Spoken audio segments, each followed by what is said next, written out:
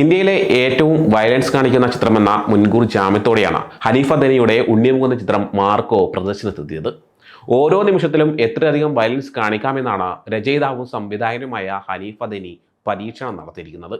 ഓരോ രംഗത്തിലും ഇതായിരിക്കും ഏറ്റവും വലിയ വയലൻസ് എന്ന് കരുതുന്ന കാഴ്ചക്കാരന് മുമ്പിലേക്ക് അതിനേക്കാൾ വലിയ ക്രിമിനൽ ദൃശ്യങ്ങളാണ് സംവിധായകൻ കാണിക്കുന്നത്. സ്വർണ്ണക്കള്ളക്കടത്തും ജ്വല്ലറി ബിസിനസ്സും മാത്രമല്ല, കൂട്ടത്തിൽ ചിലർ മയക്കുമരുന്ന് നിർമ്മാണവും വിതരണവും കൂടി നടത്തുന്ന കോടികളുടെ സാമ്രാജ്യമാണ് പശ്ചാത്തലം. അതിൽ കൊണ്ടും കൊടുക്കാനുമുള്ളത് പുറത്തു നിന്നുള്ള സംഘമല്ലെന്ന് മാത്രം, അകത്ത് ഒന്നിച്ച് ബിസിനസ് ചെയ്യുന്നവർ തന്നെയാണ് പരസ്പരം എതിരാളികളായി വരുന്നതും. ഇത്രയെല്ലാം ചെയ്തിട്ടും എന്ത് നേടിയെന്ന് സിനിമയുടെ ഒടുവിൽ ഒരു വില്ലൻ നായകനോട് ചോദിക്കുന്നുണ്ട്. സിനിമ തീരുമ്പോൾ പ്രേക്ഷകരും അതേ ചോദ്യം സ്വയം ചോദിച്ചു പോകും. ഇങ്ങനെയൊക്കെ ചെയ്തിട്ട് ഒടുവിൽ എന്താണ് നേടിയത്? നായകൻ സൂപ്പർ ഹീറോ ആണ്. അത് കുട്ടികളെ കൊണ്ട് തുടക്കത്തിലെ പറയിപ്പിക്കുന്നുണ്ട്. സൂപ്പർ ഹീറോയേക്കാൾ മുകളിൽ വല്ല വിശേഷണമുണ്ടെങ്കിൽ നായകന് അത് ചാർത്തി കൊടുക്കണം.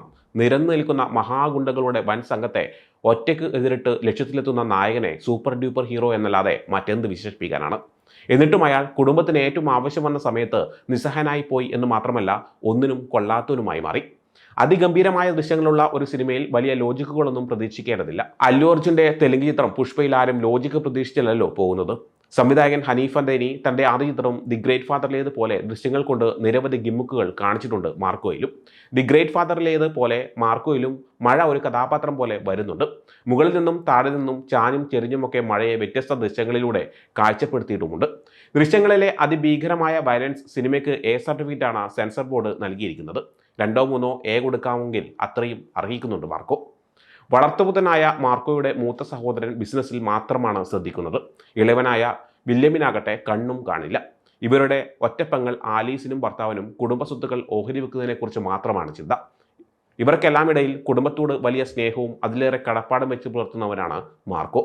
തൻ്റെ കുടുംബത്തിൽ ആർക്കെങ്കിലും എന്തെങ്കിലും സംഭവിച്ചാൽ അത് ചോദിക്കാൻ അയാൾ മുന്നിട്ടിറങ്ങും. ഇത്രയും വലിയ ബിസിനസ് കുടുംബമാണെങ്കിലും അവിടെ സംഘർഷമൊഴിഞ്ഞ സമയമില്ല.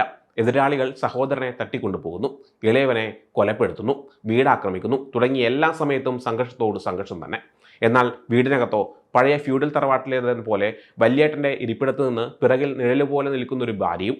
ഇത്രയൊക്കെ പ്രശ്നങ്ങളുണ്ടായിട്ടും അവരാകെ വായ തുറക്കുന്നത് 2 തവണയോ മറ്റോ മാത്രമാണ്. മാർക്കോയിൽ എത്ര പേരെ കൊലപ്പെടുത്തിയെന്ന് കണക്കെടുക്കാൻ നോക്കിയാൽ പ്രേക്ഷകർ പഠിച്ച കണക്കുകളെല്ലാം തെറ്റിപ്പോകും. ഇതിനു മുമ്പ് ഇത്രയും പേർ മരിച്ചു വീണ രംഗം കണ്ടിട്ടുണ്ടാവുക ദൂരദർശനിലെ രാമായണം മഹാഭാരതം സീരിയലുകളിലായിരിക്കും.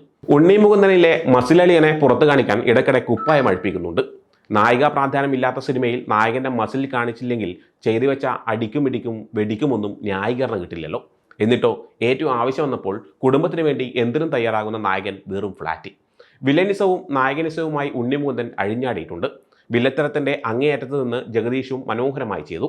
സിദ്ദിഖും തൻ്റെ കഥാപാത്രത്തോട് നീതി പുലർത്തിയിട്ടുണ്ട്. പക്ഷേ ഇവരൊക്കെ ഇത്തരത്തിലുള്ള കഥാപാത്രങ്ങൾ സ്വീകരിക്കേണ്ടതുണ്ടോ എന്ന് ഇനിയെങ്കിലും ചിന്തിക്കുന്നത് നന്നായിരിക്കും. സിനിമയുടെ ആദ്യ ഭാഗത്ത് വളരെ മനോഹരമായൊരു ചലച്ചിത്രമാക്കാൻ സാധിക്കുന്നത്രയും നർമ്മേലുമുള്ള കഥാപാത്രത്തെ കൊണ്ടുവന്നിട്ടുണ്ട്. കാഴ്ചയില്ലാത്ത മണം കൊണ്ടും സ്പർശം കൊണ്ടും ആളുകളെ തിരിച്ചറിയാൻ കഴിയുന്ന പെർഫ്യൂമുകൾ കൊണ്ട് സുഗന്ധം തീർക്കുന്ന വില്യം എന്ന കഥാപാത്രം. ഇത്രയും വയലൻസ് എഴുതിയ അതേ ആൾ തന്നെയാണ് വില്യമിനെ പോലൊരു കഥാപാത്രത്തെയും എഴുതി വെച്ചിരിക്കുന്നതെന്ന് വിശ്വസിക്കാൻ പ്രയാസമായിരിക്കും. സംവിധായകൻ എന്ന നിലയിൽ ഹനീഫ് അദനി തൻ്റെ കഴിവ് ഈ സിനിമയിലും തെളിയിച്ചിട്ടുണ്ട്.